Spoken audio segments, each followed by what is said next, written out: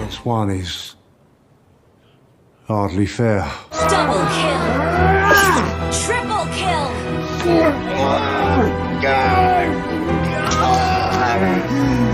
Maniac! What you got here?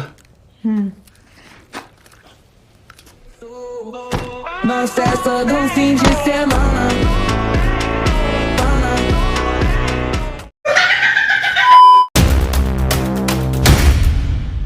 Berlatar di era London tahun 1846, cerita dimimitikan atau diawali dengan memperlihatkan seorang tukang cukur yang bernama Todd. Tidak pakai ngen, ini orangnya. Kebetulan saat itu Todd kedatangan pelanggan yang seorang bangsawan. Kita panggil saja dia Asep. Ini bunggelekannya.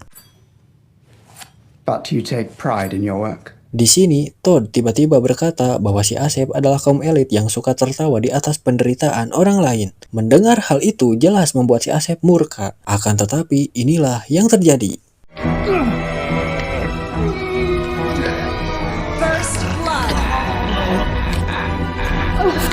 Ya, Todd yang emosi langsung mengeluarkan Kamindari no Kokyu Ichi no Kata Hikireki Isen yang membuat si Asep tewas di tempat. Setelah itu, Todd pun bersiap untuk membuang jasad itu ke sungai. Akan tetapi, perjalanannya dipergoki oleh tukang kue pie. Kita panggil saja dia Nyonya. Ini orangnya, di mana si Nyonya ini tidak peduli dengan pembunuhan yang Todd lakukan, karena dia juga sama bencinya kepada para bangsawan tersebut. Di sini, si Nyonya menyuruh si Todd membuang jasad itu ke dalam tokonya melalui sebuah lubang yang ada di belakang tokonya. Tujuannya untuk mengelola daging dari jasad tersebut dan juga hal ini akan sulit dilacak oleh kepolisian. Todd yang setuju dengan hal itu, dia pun melakukannya. Di sisi lain, terlihat 3 bujangan yang sedang mengeroyok seseorang. Tak lama kemudian, si Todd pun sudah berpikir ke sana dan berniat menolong orang yang dikeroyok tersebut. 3 against 1 is hardly fair. And you look. Very well, chap. Tak terima urusannya diganggu, 3 remaja itu pun langsung menyerang si Todd. Awalnya Todd kewalahan, namun berkat pisau cukur yang selalu ia bawa, Todd pun berhasil memulangkan 3 remaja itu ke alam baka. Double kill! Triple kill!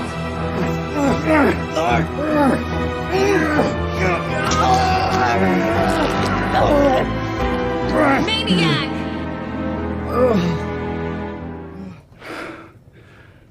Where am I? Saat sadar, Todd sudah berada di rumah orang yang dikeroyok tadi. BTW, kita panggil saja dia Toby. Ternyata si Toby ini adalah anak angkat dari si Nyonya. Si Nyonya pun berterima kasih kepada si Todd dan menyuruh si Todd untuk datang ke tokonya esok hari. Keesokan harinya, Todd pun sampai di tempat si Nyonya. Dan di sini bisa kita lihat banyak sekali potongan-potongan tubuh manusia yang bisa dipastikan itu adalah potongan tubuh dari si Asep dan 3 remaja yang mengeroyok si Toby. Di sini si Nyonya menawarkan kerjasama kepada si Todd, di mana kerjasamanya itu memusnahkan orang-orang kaum elit seperti bangsawan, pejabat, dan kaum elit lainnya. Jika Todd setuju, maka rencana ini akan dibagi menjadi 3 bagian, di antaranya si Todd akan bertugas sebagai pengeksekusi atau pembunuh. Si Toby akan bertugas untuk mencari seseorang yang pantas untuk dimusnahkan. Sedangkan si Nyonya akan bertugas untuk mengelola daging dari si korban dengan tujuan untuk menjadikan daging manusia itu menjadi sebuah bahan pembuatan kue pie di toko miliknya. Awalnya Todd ragu dengan hal itu, akan tetapi ia teringat dengan masa lalu, di mana ternyata alasan si Todd membenci para kaum elit itu dikarenakan dulu ayah si Todd yang bernama Thomas itu diperlakukan tidak adil oleh seorang hakim yang bernama Canning. Ini si botaknya, di mana dulu ayahnya si Todd itu diberi hukuman berupa kerja paksa selama 20 tahun. Dan hal itu membuat si Todd dan ibunya sangat sedih. Todd yang ingat dengan perkataan Eren Yeager yaitu Tatakai, Tatakai, Tatakai. Dia pun menyetujui kerjasama tersebut. Dan kemudian rambling atau pemusnahan pun dimulai.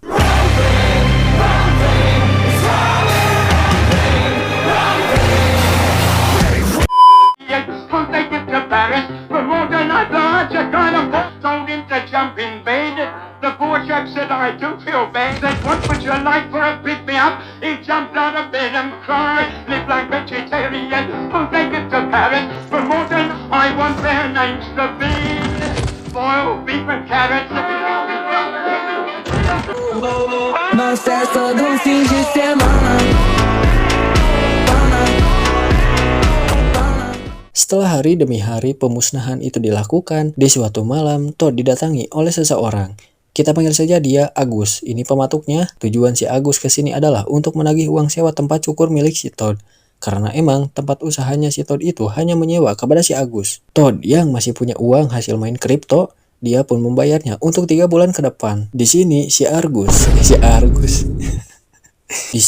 Agus datang bersama lonte sewaannya, di mana si Todd tak habis pikir kepada si Agus yang aslinya sudah menikah dan punya 5 anak. Agus pun beralasan bahwa dia tidak bisa melakukan gaya helikopter atau kalajengking bersama istri sahnya. Makanya si Agus ini nyewa lonte tersebut. Si Agus yang sepertinya tahu perbuatan si Todd belakangan ini, dia pun meminta uang sebagai bentuk untuk tutup mulut. Di sini si Agus juga bercerita bahwa pemilik tempat cukur sebelumnya sudah tewas, yang dimana itu adalah si Thomas alias ayahnya si Todd. Agus juga berkata bahwa istrinya si Thomas alias ibunya si Todd itu mati di panti sosial akibat suatu penyakit. Seandainya ibunya si Todd masih hidup, si Sargus akan menjadikan ibunya si Todd itu sebagai wanita simpanannya. Workhouse, some disease of sorts. Now, she would have made a fine whore.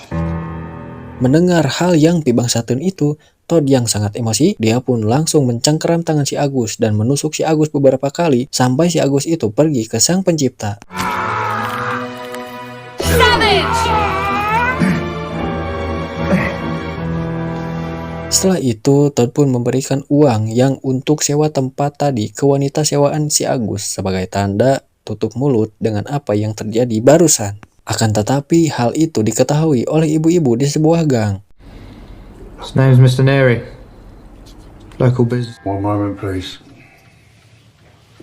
Keesokan harinya, Todd pun didatangi oleh seseorang polisi. Kita panggil saja dia Sersan. Ini babangusnya. Di sini si Sersan ini menanyakan beberapa pertanyaan kepada si Todd dengan tujuan untuk mencari hal yang berkaitan dengan pembunuhan malam tadi. Dengan santai, Todd menjawab bahwa dia tidak tahu menahu soal pembunuhan tersebut. Dia berkata bahwa dia langsung pulang ke rumah ketika dia sudah menutup tempat cukurnya. Kemudian di sisi lain ada seorang bangsawan yang diberi surat oleh si Toby. Kita panggil saja dia Pale. Ini kumisnya, di mana si Pale ini ternyata diundang untuk datang ke tempatnya si Nyonya oleh si Todd.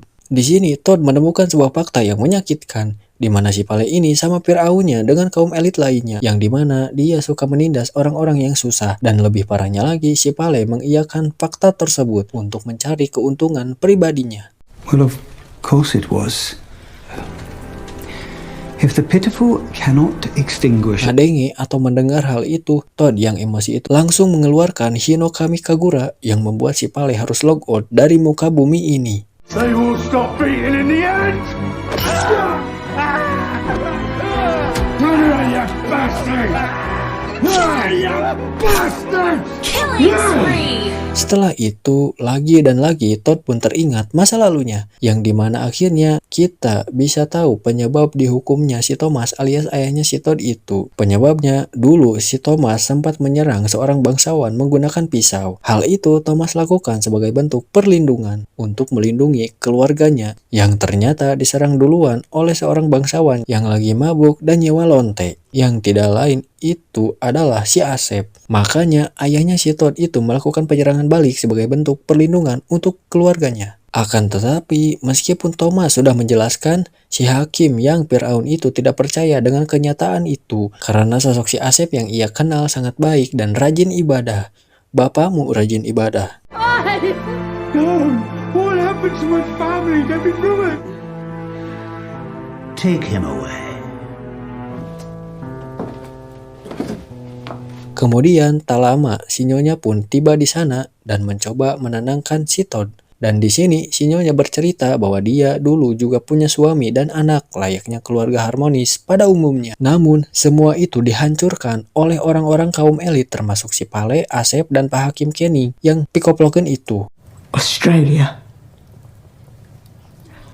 From the shots in certain people kept an eye on their business.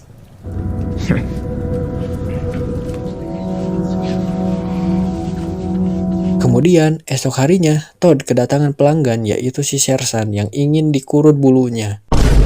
Bulu kumis guys. Di sini sebenarnya si Sersan mengakui tujuan sebenarnya bahwa dia ingin mencari info tentang pembunuhan yang terjadi belakangan ini. Akan tetapi Todd tetap menegaskan bahwa dia tidak tahu apa-apa soal pembunuhan tersebut. Of Lord Wright.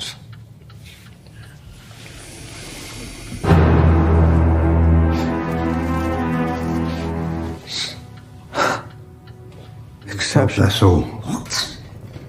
Do you know how much Peter's made? Beres mencukur si Sersan, Todd pun langsung memberitahu si Nyonya dan Toby bahwa si Sersan kini sudah mulai mencurigai mereka. Dan Todd menyuruh Toby dan si Nyonya untuk segera meninggalkan kota tersebut. Dan benar saja, tak lama setelah si Todd pergi, si Sersan pun mendatangi si Nyonya untuk memberikan beberapa pertanyaan. Di sini si Nyonya agak sedikit panik. Dia pun berusaha untuk menjawab setiap pertanyaannya dengan baik. Awalnya si Sersan ini pengen nyoba kue pie buatan si Nyonya. Yang sekarang kue pie milik si Nyonya sudah dicap sebagai kue pie paling enak di London meskipun harganya sangat mahal. Akan tetapi si Nyonya berkata bahwa kuenya sudah habis. Si Sersan pun memaklumi hal itu dan berkata bahwa dia akan kembali di lain waktu. Give your time, Mrs. Lovett. Cheerio. Good night. Bye-bye. Merasa tempat ini sudah tidak aman, si Nyonya pun akan bergegas pergi untuk meninggalkan kota tersebut. Arrest. Akan tetapi pelariannya itu berhasil diketahui oleh anak buah si Sersan. Dan disinilah si Nyonya sekarang. Di sini dia diinterogasi oleh si Sersan. Sempat mengelak, namun ternyata hal itu tetap saja tidak berhasil. Karena kini si Sersan sudah mengetahui perbuatan si Nyonya dan si Todd. Strange though, isn't it? What is? Wow. Anyone that knows you. I have. Di sini si Sersan menyuruh si Nyonya untuk memakan kue pie buatan si Nyonya sendiri. Indulge me.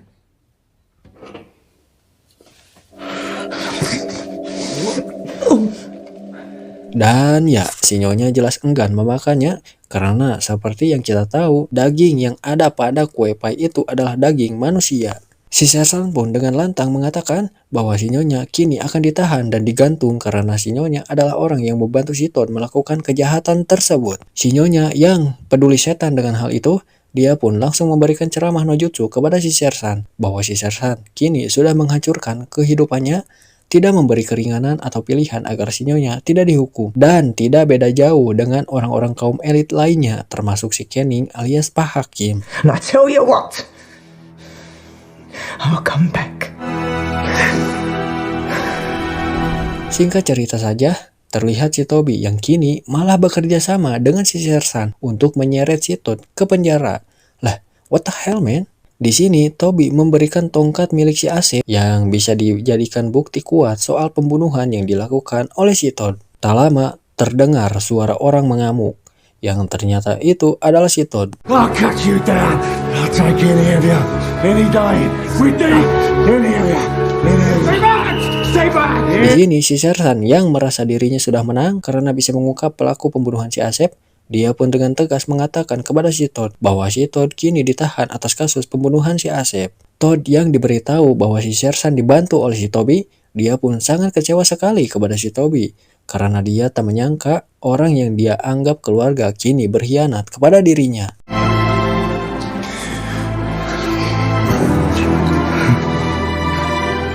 Sweeney Todd?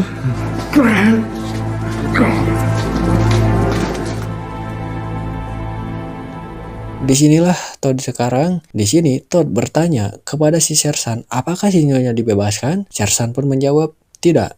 Si Nyonya akan tetap dihukum. Tak lama ada penjaga yang mengantarkan makanan untuk si Todd.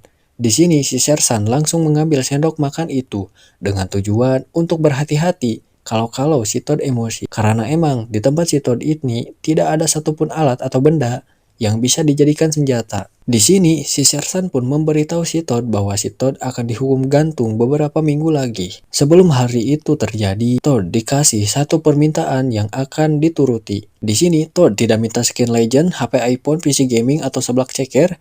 Todd hanya minta untuk bisa bertemu dengan si Hakim Canning.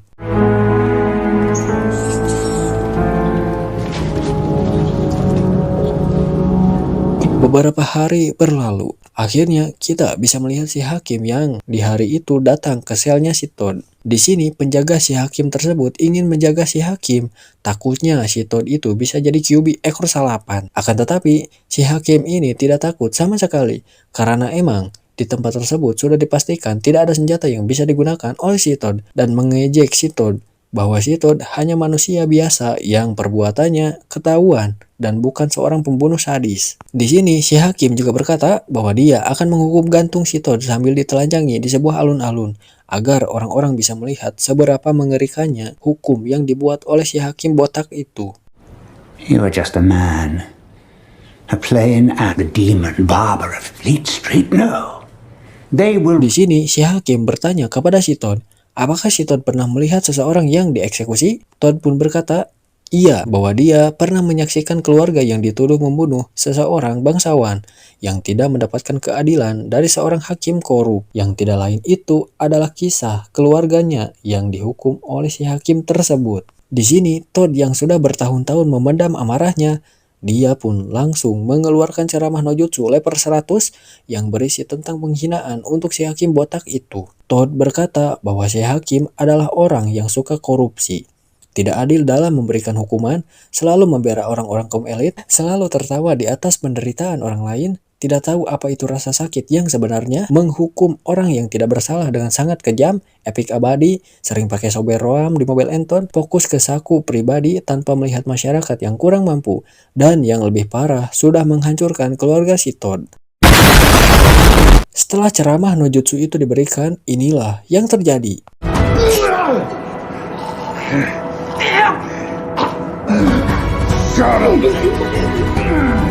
Ya, ternyata Todd dari tadi sudah memegang pisau cukurnya dan langsung menggorok leher si hakim botak itu. Sampai si hakim itu log out dari dunia ini. Mamam si aja dah.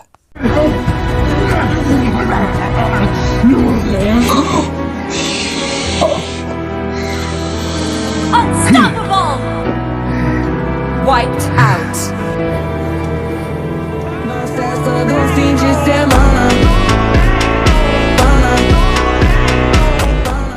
Mungkin kita dibuat bingung tentang dari mana si Todd punya pisau itu, yang ternyata semua ini adalah murni sebuah rencana yang Todd jalankan dengan Toby dan si Nyonya. Tujuan rencana ini jelas untuk membunuh si hakim Kenning yang sudah menghancurkan keluarga si Todd. Alasan si Toby bekerja sama dengan si Sersan itu agar si Toby bisa dipekerjakan di kantor polisi. Untuk si Todd sendiri, dia sengaja berpura-pura mengamuk agar dirinya bisa ditangkap dan dibawa ke kantor polisi. No weapons for you.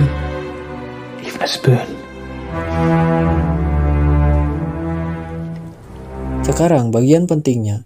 Ternyata si Toby dipekerjakan sebagai tukang masak untuk para tahanan. Toby yang tahu sup itu buat si Todd, dia pun diam-diam memasukkan pisau cukur milik si Todd ke dalam kuah sup tersebut. Dan hal itu berhasil mengibuli para penjaga termasuk si Sersan yang sok pintar itu. Terus, cara si Todd bisa keluar dari penjara itu, Todd menyamar jadi si hakim. Setelah membunuh si hakim, Todd pun memakai semua pakaian dan aksesoris yang dipakai oleh si hakim. Dan begonya, para penjaga itu tidak menyadari bahwa itu adalah si Todd. Dan kini, Todd dan Toby pun berencana untuk mencari keberadaan dari si Nyonya untuk menyelamatkannya. Setelah itu, mereka akan mencari si Sersan untuk mereka bunuh. You did well. I did well. Now, let's deal with battles of this land are consumed by greed. Tamat.